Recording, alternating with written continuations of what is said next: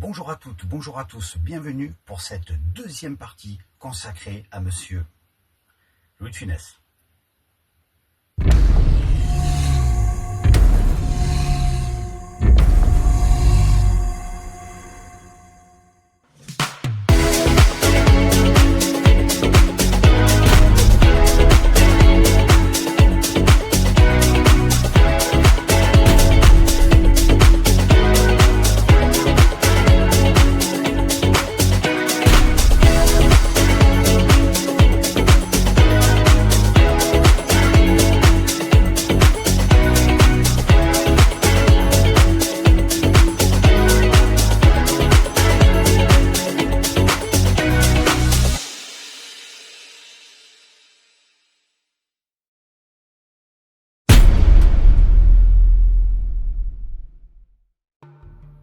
Bonjour à toutes, bonjour à tous, j'espère que vous allez bien.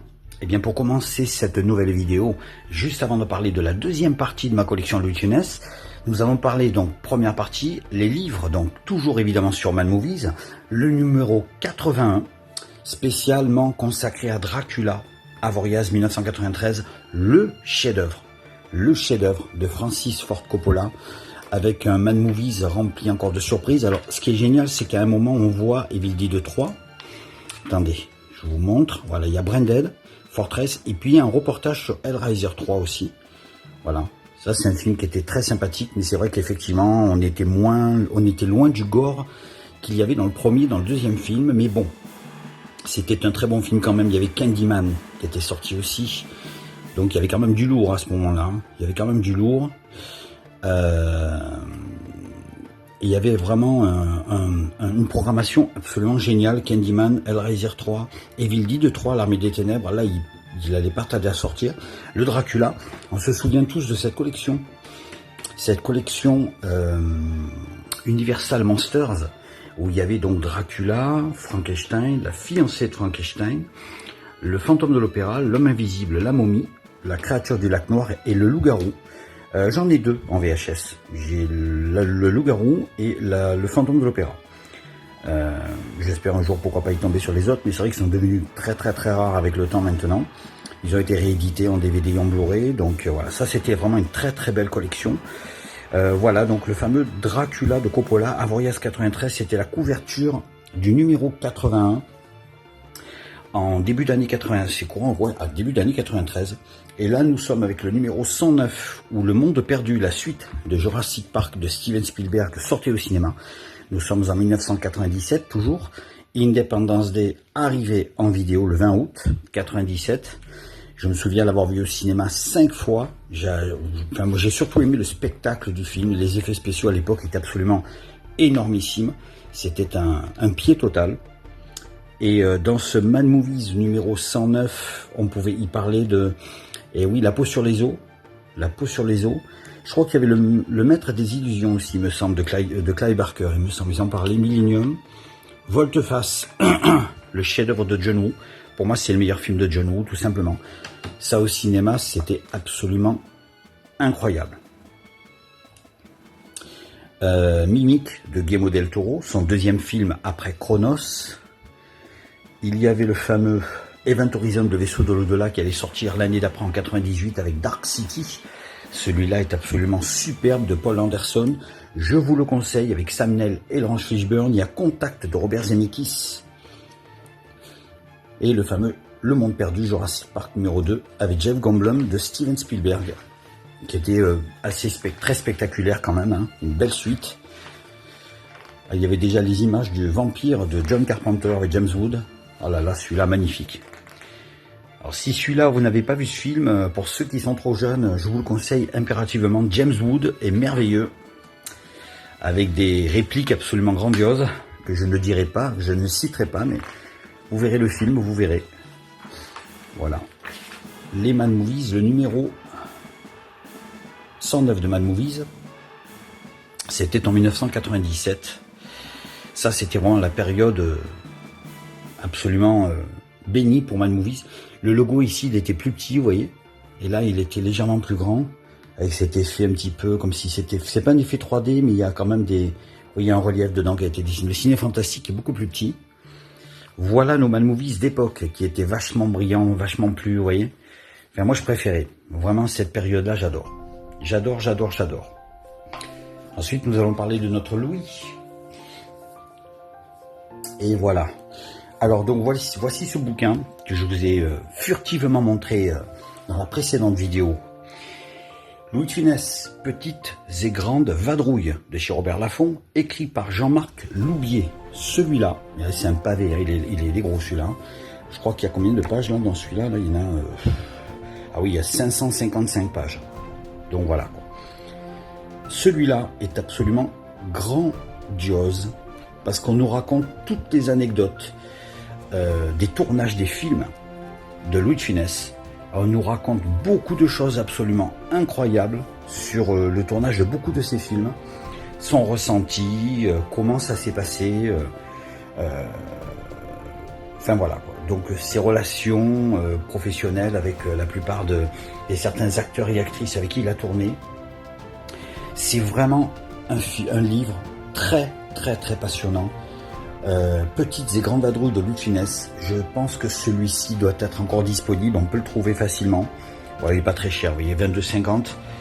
Vraiment, celui-là est très très très très bien. Vous voyez, tout sur Louis de Funès, la première biographie complète d'un des acteurs préférés des Français, toute génération confondue. N'hésitez pas, si vous voulez tout savoir sur Louis, c'est celui-là qu'il faut avoir. Ensuite, il y a celui-ci que j'avais acheté. Il n'y a pas très très longtemps déjà. Il est sorti quand exactement celui-là? Je sais plus, il est sorti il n'y a pas très longtemps. Là vous avez pareil. Là vous avez encore une fois beaucoup de témoignages, beaucoup de photos. C'est des anecdotes de tournage. Une sorte de bêtisier mis en image aussi. Voilà, il y a vraiment énormément de choses là. Si vous aimez Louis de Funès, celui-là est absolument grandiose. Et si vous avez eu la chance de l'avoir acheté, de l'avoir pris en papeterie à l'époque, c'était le hors-série. Si vous l'avez, gardez-le. Celui-là, c'est vraiment un petit chef-d'œuvre, c'est un régal. Et je vais vous montrer, bon, je n'ai pas énormément de livres sur Louis de Funès, hein, et je vais vous montrer une petite surprise que j'ai gardée depuis 2003. Effectivement, en 2003, était sorti le journal Le Var Matin Nice Matin, qu'on le reçoit tous les matins, donc dans la vidéo tout le format était beaucoup plus grand à l'époque, voilà, en 2003, qui était consacré à Louis de Funès. Alors la date, elle est là-haut, regardez, je vais vous montrer la date. Tout en haut à droite, regardez, lundi 27 janvier 2003, c'était pile pour les 20 ans de la disparition de Louis de Funès. Et donc il y avait une petite page qui était consacrée. Alors attendez, je vous montre à quel endroit. Alors attendez, on va fouiller ensemble. Il est peut-être un petit peu plus vers le... Voilà, c'est ici. Voilà, là vous avez quasiment toute une page consacrée à Louis. Jusqu'au bout du rire, avec Gérard Rory, avec Michel Morgan. Voilà. Là vous avez toute une interview, encore toute une page consacrée à Louis de Funès. C'était pour les 20 ans de sa disparition.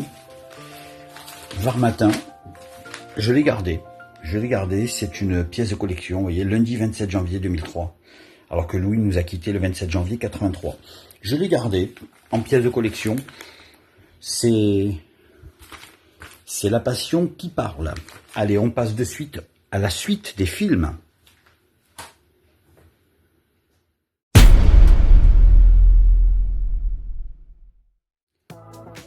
« 1963-1964, Louis de Funès sort, il y a le tournage et il sort Le Gendarme de Saint-Tropez. Je vais vous montrer Les Gendarmes à la fin, parce que tout est renié dans un coffret DVD. Donc je vous le montrerai à la toute fin. Par contre, il y a eu entre-temps celui-ci.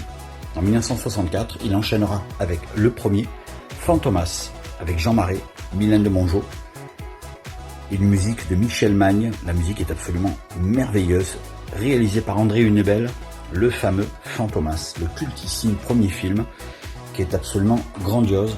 Et on continue dans la carrière de Louis de Funès.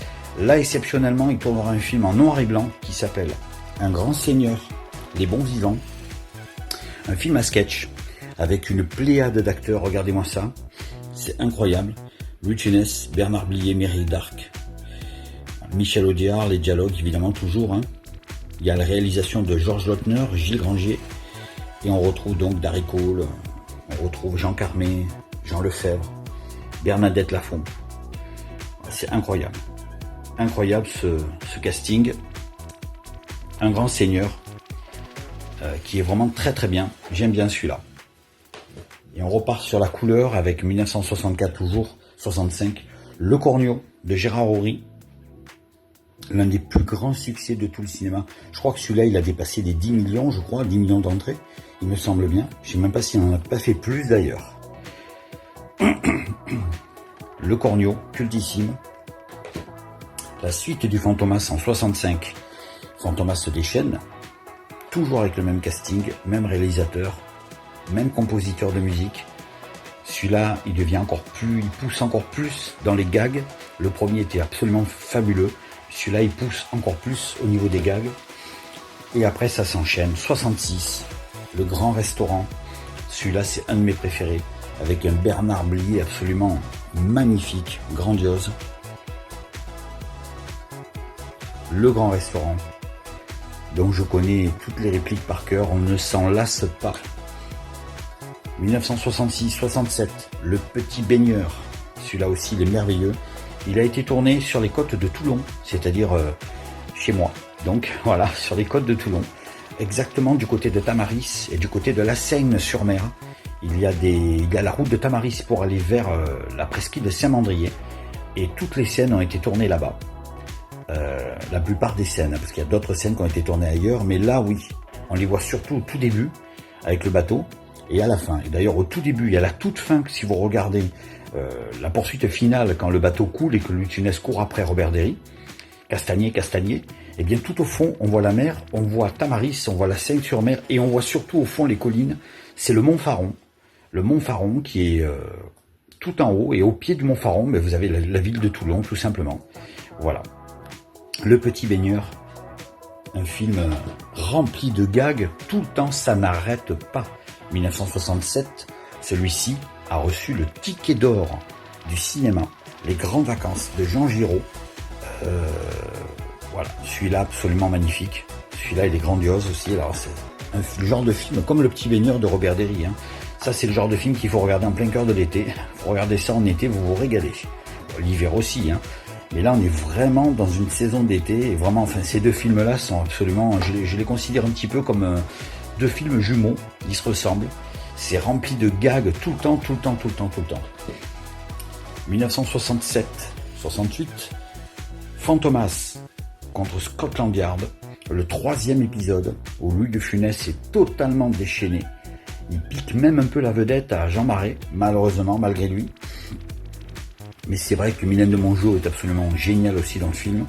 Fantomas contre Scotland Yard, mon préféré de la trilogie, le 3e et dernier de la trilogie. Et juste après, il enchaînera en 1966-67, toujours la même période, La Grande Vadrouille, le succès de tous les succès, le plus gros carton commercial de la carrière de Louis de Funès. La Grande Vadrouille, pratiquement plus de 20 millions d'entrées, je ne sais pas si c'est pas 22 millions, je crois. Un carton colossal et qui a été rarement égalé. Je crois que celui-là, de toute façon, ça sera le... Même si on arrive à faire mieux, ça sera toujours celui-ci, le meilleur. 1969, 68-69, Louis de Funès réadapte au cinéma le fameux Oscar qu'il a tourné en pièce de théâtre, notamment avec Mario David. Il y a Claude Rich dedans. Celui-ci, c'est un régal. C'est un pur régal. Évidemment, sa femme, c'est toujours Claude Jansac, la génialissime Claude Jansac. Il y a Christian Marin, il y a Bertrand Barnier, ça c'est les personnages, Bertrand Barnier, Christian Marin, ça c'est les personnages incarnés par Claude Rich notamment. Mais on retrouve Paul Prébois, Mario David. Voilà, celui-là, c'est un régal, c'est un petit peu l'équivalent du Dîner de cons. C'est une pièce de théâtre réadaptée au cinéma et ça bouge pendant pratiquement 1h20, ça n'arrête pas. On n'a que des fous rires non-stop, tout le temps, tout le temps, tout le temps. Ensuite, il y a celui-ci, 1968, Le Tatoué, avec Jean Gabin, Louis de Funès. Voilà, pas mon préféré. Je suis pas très fan de Jean Gabin. J'aime beaucoup, mais je suis pas très fan de Jean Gabin. Mais je reconnais que celui-ci est vraiment, vraiment pas mal. Voilà, il y a Hubert Deschamps dedans, il y a Pierre Tornade évidemment, hein, la plupart de toute la clique à Louis de Funès. C'est Denis de la Patelière qui a réalisé celui-ci. 1969, Hibernatus. Hibernatus avec Claude Jansac et son fils Olivier de Funès, qui avait déjà joué dans Fantomas Deschanel entre autres et Le Grand Restaurant. Celui-là, c'est un régal. On retrouve Michael Londell dedans, qui jouera justement dans un James Bond quelques temps plus tard, le fameux Moonraker. Voilà, il y a Bernard Allan. Voilà, celui-ci, c'est un petit peu dans la même lignée que Oscar. C'est une comédie d'1h20, une comédie où les gags affluent tout le temps. On est un peu comme dans Le Petit Baigneur, on est un peu comme dans Les Grandes Vacances. C'est le genre de comédie dynamique que Louis de Funès a fait, des petites comédies qui durent 1h20, 1h25, mais qui vous font mourir du rire du début jusqu'à la fin, ça n'arrête pas. Louis de Funès s'est totalement déchaîné. Ensuite, il y a celui-ci en 1970, l'année de ma naissance. Serge Corbert nous réalise L'Homme Orchestre avec Louis de Funès. Là, on voit Louis de Funès prêter main forte à une de ses passions dans sa vie, la danse, le chant et la danse, avec Olivier de Funès. D'ailleurs, il y a une scène où ils chantent tous les deux. C'est délirant, quoi. C'est délirant, quoi. C'est un petit peu le grise, la fièvre du samedi soir, le dirty dancing, on va dire, de Louis de Funès. C'est une comédie musicale, tout simplement. Et on est vraiment dans les années, début des années 70, 1970. Mais c'est vraiment génial, vraiment génial. Là, Louis de Funès nous montre tout son talent d'artiste, de danseur et tout son amour pour la musique dans L'Homme Orchestre, que j'adore. Serge Corbert, toujours le même réalisateur, nous signe en 1970-71 un autre film avec Louis de Funès, Sur un arbre perché, avec son fils Olivier de Funès, bien évidemment, qui est là, et la jeune fille, qui est la fille d'une des plus grandes idoles de Louis de Funès, notre génialissime Géraldine Chaplin, et oui, la fille de Charlie Chaplin, qui joue avec Louis de Funès dans ce film. C'est incroyable. Je crois même que Louis a essayé, lui parlait beaucoup de son père et il parlait beaucoup de Charlie Chaplin tous les deux. Et je crois que Louis avait essayé, il me semble, pendant le tournage, avec la rencontre de Géraldine Chaplin, avait essayé de rencontrer Charlie Chaplin, mais il n'a pas réussi. Je crois qu'il n'a pas réussi, il n'était pas disponible. C'est dommage parce qu'il aurait pu le voir, quoi. Mais il a quand même travaillé avec sa fille, ça c'est super. Sur un arbre perché, qui est pas mal, pas mon préféré. Quelques petites longueurs au niveau du scénario. Et c'est pas un film qui a dû être facile à tourner parce qu'il y a quand même des cascades, il y a des décors, le film a été fait en deux parties puisque il y a d'un côté les décors et les acteurs, de l'autre côté il y a eu les cascadeurs qui étaient sur la voiture en plein cœur d'un plein parasol qui avait été implanté au bord d'un précipice. Voilà, c'était pas évident, quoi. Mais ceci dit, le film à la fin, il nous fait quand même bien rire.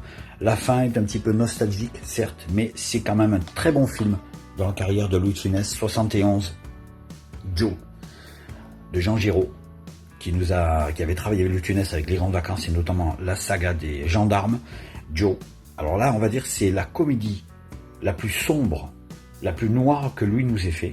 C'est une comédie policière. Il joue le rôle d'un écrivain. Il écrit une pièce. Et donc, évidemment, il y a une scène avec un cadavre. Bref, je vous raconte pas tout. Mais c'est génial, génialissime. Une partie de cache-cache avec Bernard Blier. Il y a Claude Jansac, il y a Michel Galabru. Celui-là, c'est un régal. C'est le seul Louis de Funès qui est sorti, regardez, chez Warner.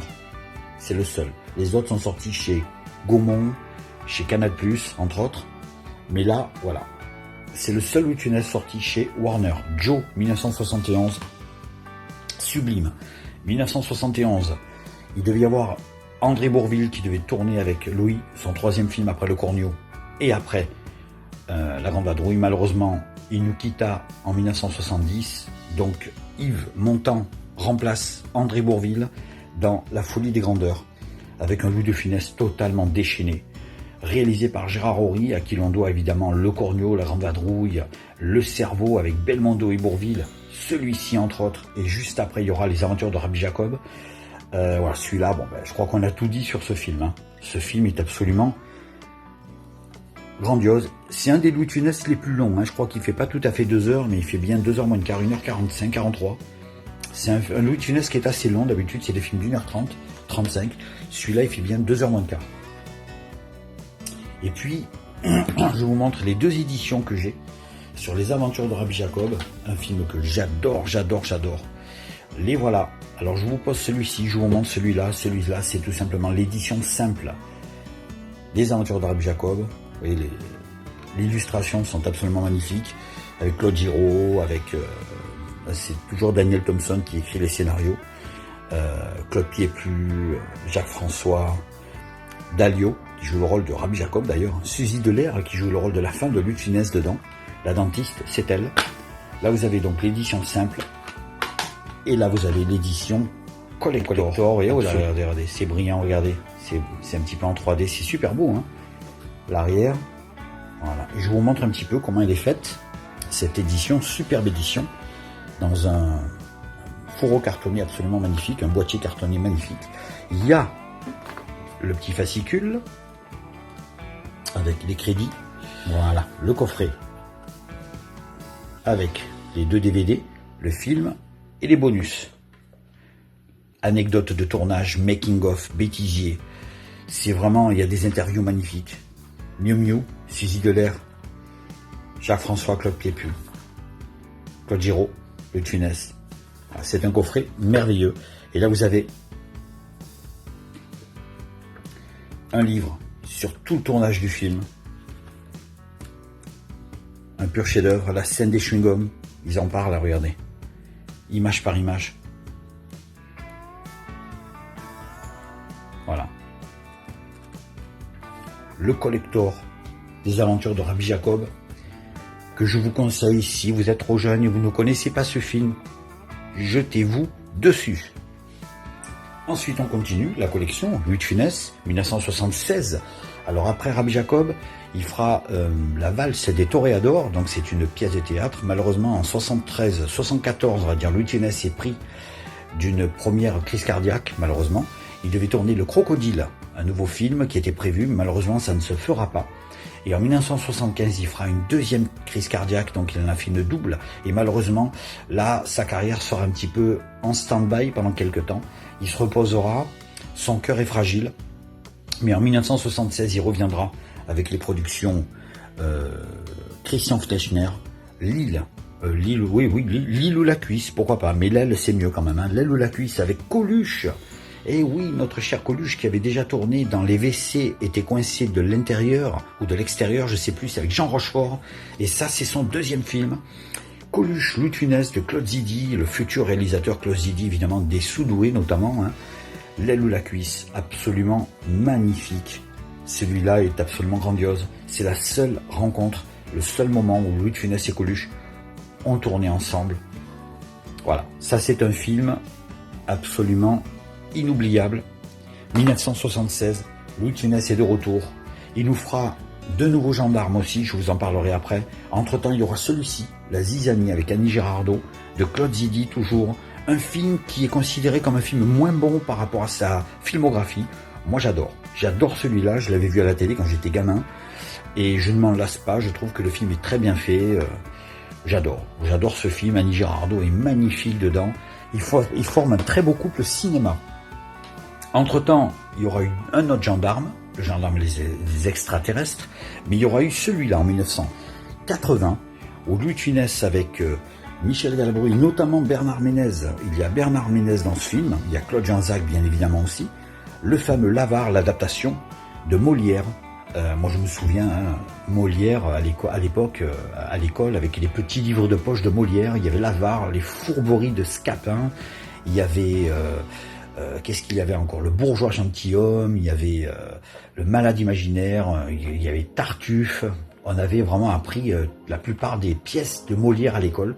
Et je me souviens, peu de temps après à la télé, j'avais vu celui-ci, l'Avare, dont j'avais étudié le livre à l'école, comme tous les enfants à l'époque, dans les années 70-80. Hein.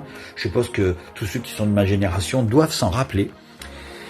Le film est co-réalisé par Jean Giraud et par Louis de Funès, puisqu'il dirigera quand même ce projet. C'est un projet qui lui tient à cœur, et en plus c'est un rôle qui lui va. Hein. Dans les films, il est radin. On a un petit peu l'impression de voir Louis de Funès dans la plupart de tous les films qu'on voit, quoi. De toute façon, voilà. L'Avare, c'est vraiment le film, le rôle qu'il lui fallait. Alors beaucoup diront que ce film est moins bien, évidemment on s'éloigne un peu de l'univers de Louis, mais heureusement il y a beaucoup de gags que Louis a rajouté qui nous permet de retrouver son univers à lui. Mais l'Avare, très très bien, j'aime beaucoup. 1980, 1981, l'avant-dernier film de Louis de Funès, et évidemment le cultissime La Soupe aux choux. On a tous adoré ce film quand il est passé à la télé. C'était en 1985 quand je l'ai vu la première fois. Ça c'était en 81, donc ça a sorti Jean Carmé, Jacques Villeray. Quand on pense que ces trois-là ne sont plus maintenant vivants, eh bien ils doivent vraiment vivre jusqu'à 200 ans. Et ils doivent bien s'éclater là-haut. Toujours Jean Giraud à la réalisation. Voilà. La musique, elle est grandiose, hein, on la connaît tous. La Soupe aux choux, c'est tout simplement un petit chef-d'œuvre burlesque français du tout début des années 80. Et pour finir, je vous montre le coffret, le gendarme de Saint-Tropez. Alors, pour le sortir, je le sortirai, mais c'est vrai qu'il n'est pas facile à ouvrir. Dedans, en fait, il se déplie en plusieurs... il n'est pas évident à sortir, celui-là. Alors, on va y aller tout doucement. Voilà. Il y a les 6 films. Le gendarme de Saint-Tropez, le gendarme à New York, le gendarme se marie, le gendarme en balade, le gendarme les extraterrestres, le gendarme et les gendarmettes. Alors, le problème c'est que voilà, les disques ils sont tous en face A, face B en fait. Face A, vous avez le gendarme de Saint-Tropez, face B, vous avez le gendarme à New York, qui sont tous classés, voilà, comme ça en fait. Voilà, vous avez des faces A, face B, vous voyez. Je vous montre. Hop là. Gendarme de Saint-Tropez, et de ce côté, regardez, le gendarme à New York. Et c'est pareil pour les 3 disques en fait. Face A, face B, face A, face B, face A, face B. Vous avez les 6 films sur 3 disques. Voilà, donc c'est bien imaginé quand même, hein, c'est super bien fait. Et là, vous avez un DVD, pareil, avec des suppléments. Là, il y a plein de bonus, et derrière, il y a des documentaires. Il y a un documentaire sur Louis de Funès, je crois. Attendez, je regarde. Ah oui, attendez, oui, il est parti démarqué là. Bonus, le fameux documentaire, voilà, Louis de Funès, intime, portrait inédit. Alors, il est sorti en édition simple, ce documentaire, mais il a été inclus aussi dans ce coffret. Je fais attention parce que les disques ont tendance à se décrocher de leur support. C'est toujours les boîtiers de DVD, c'est toujours un petit peu fragile. Et on finit avec celui-ci, que ma femme m'avait acheté pour un Noël. Alors, je vous parle de Noël, c'était je crois que l'année de sortie du coffret, c'était en 2016, je crois. Même avant, je crois même que ça date de 2000, je crois que c'est 2013, je crois, je sais plus. C'était à l'occasion des 30 ans du décès de, voilà, à l'occasion des 30 ans de disparition. Voilà, c'était en 2013. Ça s'appelle Louis de Funès inoubliable, et dedans, vous avez 6 heures d'image, voilà. Et là-dedans, vous n'avez aucun film. Ne vous attendez pas à voir des films, c'est pas des films, c'est uniquement des images d'archives, des passages télévision de Louis de Funès. Les émissions de Michel Drucker, toutes les émissions de télé qu'il a faites, toutes les interviews que l'on voit dans les documentaires par-ci par-là, c'est les interviews intégrales. Tout est là, les passages télé, des moments, voilà, des making-of. Il y a Monsieur Galabru aussi qui parle de lui. Voilà, superbe.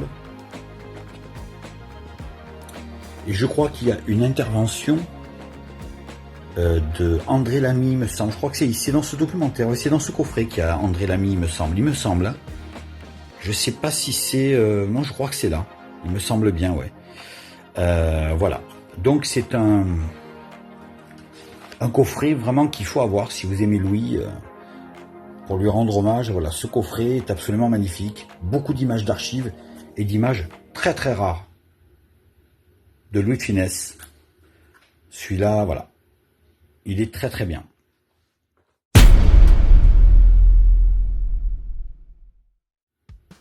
Et pour finir, on passe à la section Records, la section disques.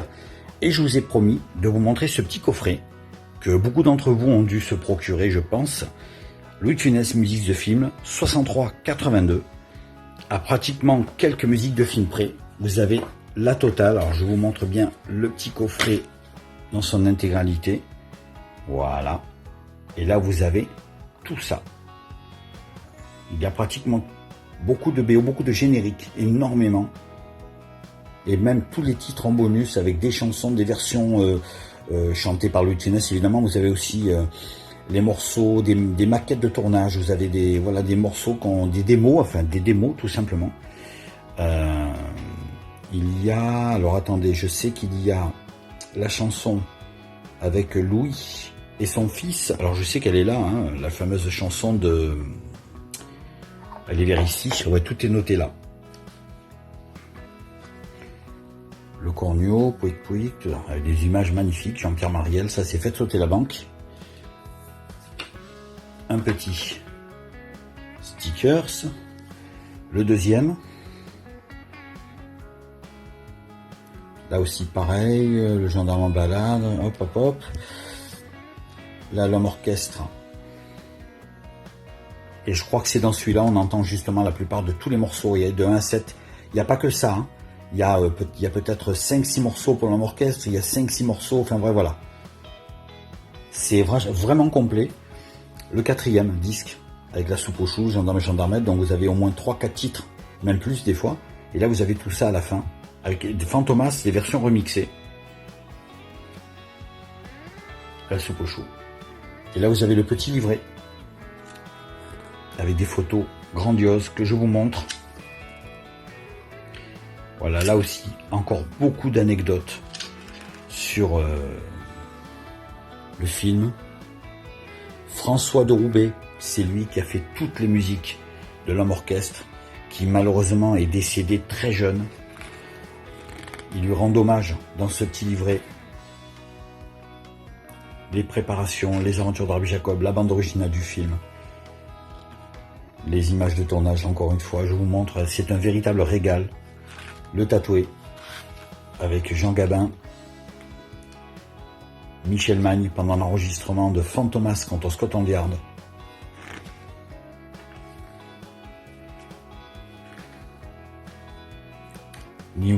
Paul Prébois, inoubliable, Paul Prébois.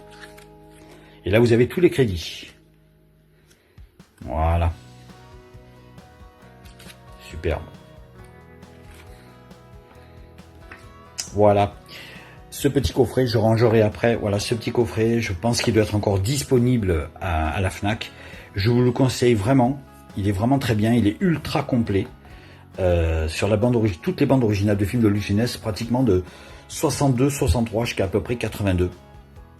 Jusqu'aux gendarmes et les gendarmettes. Voilà. Tous les plus gros succès de Louis de Funès réunis sur 4 CD. Allez, on fait une petite conclusion. Et en même temps, j'ai fait une petite vidéo pour rendre hommage à notre Louis de Funès. À de suite.